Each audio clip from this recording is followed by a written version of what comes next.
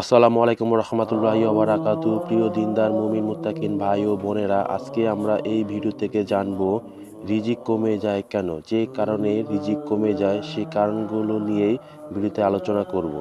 পৃথিবীতে সবাই অনেক সম্পদ ও সুখ শান্তির আশায় ব্যস্ত থাকে। দিনরাত পরিশ্রম করে কে কিভাবে অর্থ সম্পদ আয় করবে।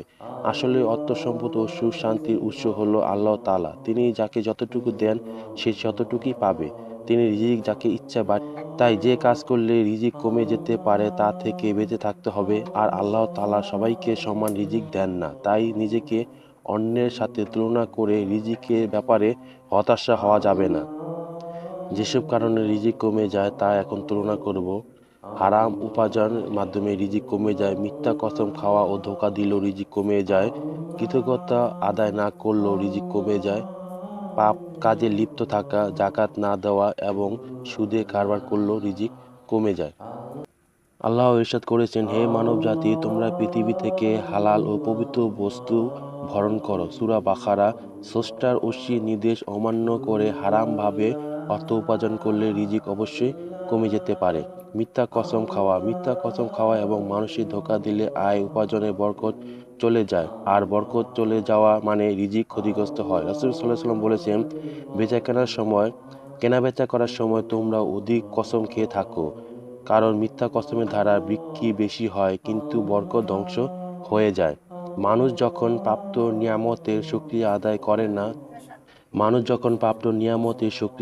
করে না তখন তার থেকে নিয়ামত ছিনিয়ে নেওয়া হয়, ক্ষতিগ্রস্ত হয় মানব জীবন এবং কমে যায় রিজিক। আল্লাহ তাআলা বলেন, আর যদি অকৃতজ্ঞ হও তবে মনে রেখো আমার শাস্তি বড়ই কঠিন।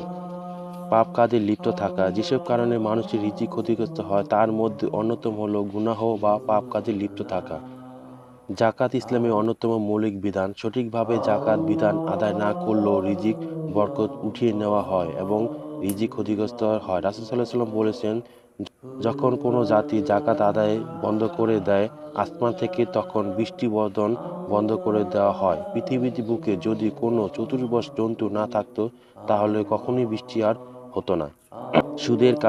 সুদের মাধ্যমে ব্যবসা বৃদ্ধি হয়। আপাতদৃষ্টি এমনটা মনে হলেও সুদের কারবারে ব্যবসা বরকত নষ্ট হয়ে যায়। আল্লাহ কোরআনে স্পষ্ট ভাষায় বলেছেন, আল্লাহকে সুদকে ধ্বংস করে দেন এবং সাদাকাকে বর্ধিত করে দেন। সূরা বাকারা। সুতরাং এই ভিডিও থেকে জানলাম রিজিক কমে যাওয়ার বেশ কিছু কারণ।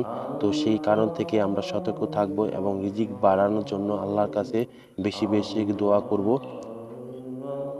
সুতরাং সবাই ভালো থাকবেন, সুস্থ থাকবেন। আসসালামু আলাইকুম রহমতুল্লাহি ওয়া বারাকাতুহু।